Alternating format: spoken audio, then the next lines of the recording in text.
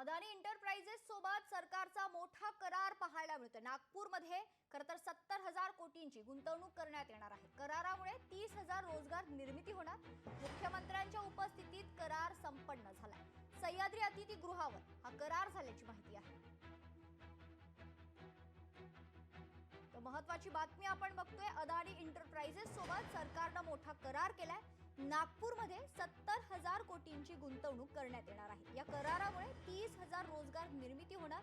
तर मुख्यमंत्र्यांच्या उपस्थितीत करार संपन्न झाला।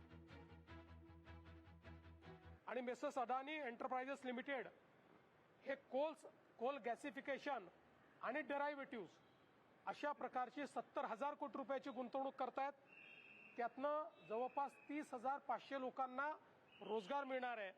अशी एकूण महाराष्ट्राच्या विविध भागांमध्ये 1,08,599 कोटीची गुंतवणूक आणि 47,000 लोकांना रोजगार याचे करार आज आपण या ठिकाणी केले आहेत। लोकशाही मराठी ऐका, पहा, जागरूक रहा।